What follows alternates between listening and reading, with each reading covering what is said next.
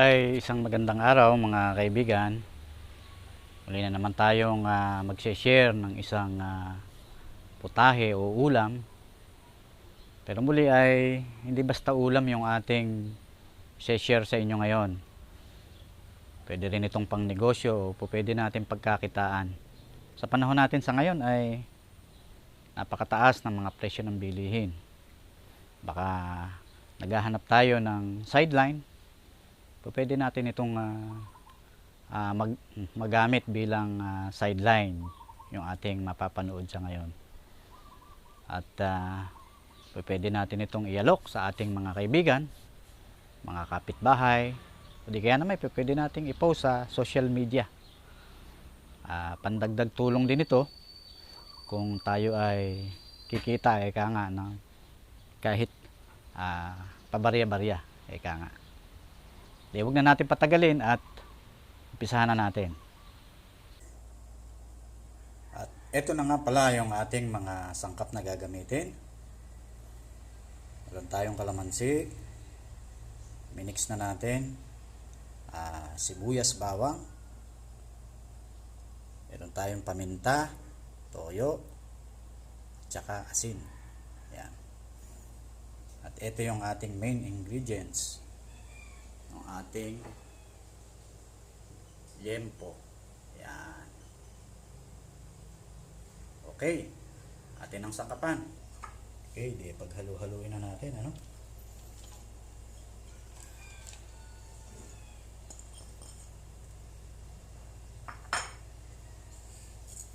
Asin.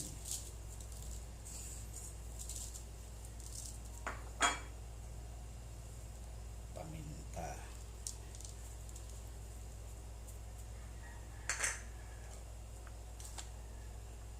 Oyster sauce.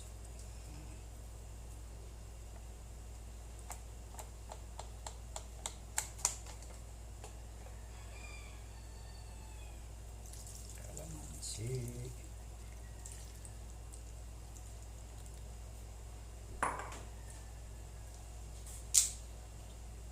Toyo. Okay.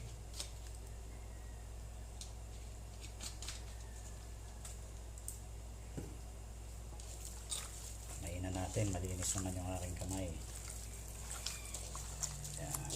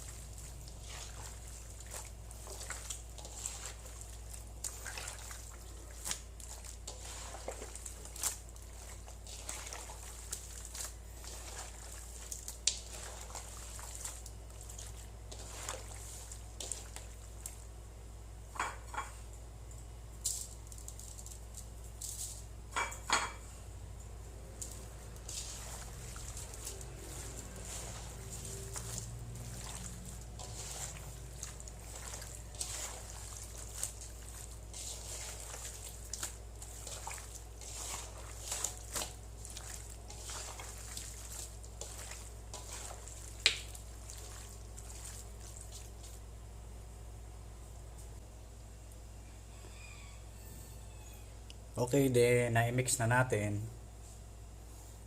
Ma-marinate natin 'yan ng mga 3 oras.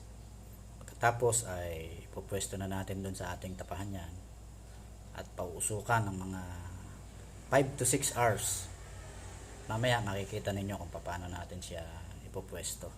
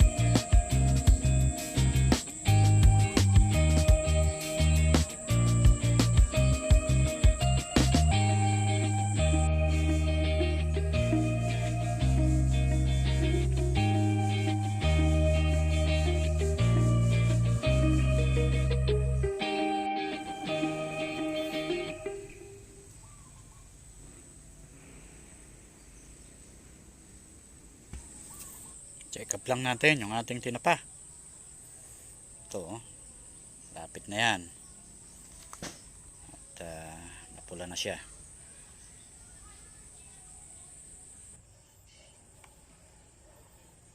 Yun, medyo nagkagabihan po yung ating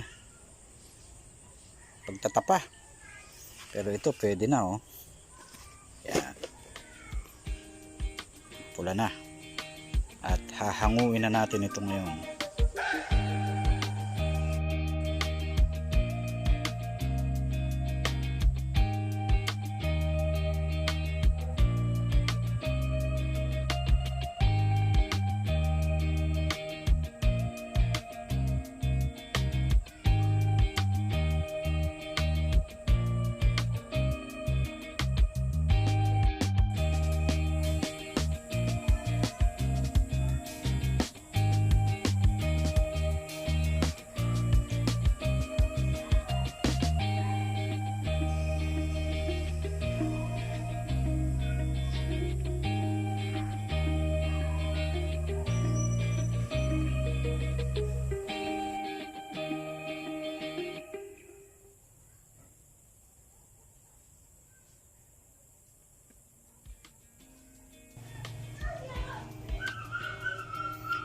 Yan, ito na po yung ating finished product.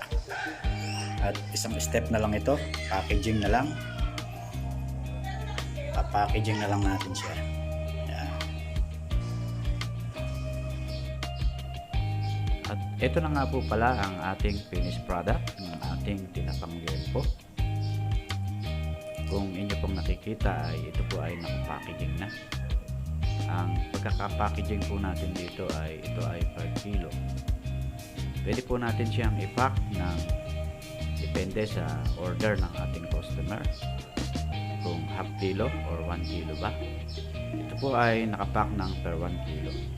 At yan po ay nakapa-order na. At ready to delivery na. Ito po ay yung nabebenta natin sa ngayon ng 800 to 900 pesos per kilo. Maraming salamat.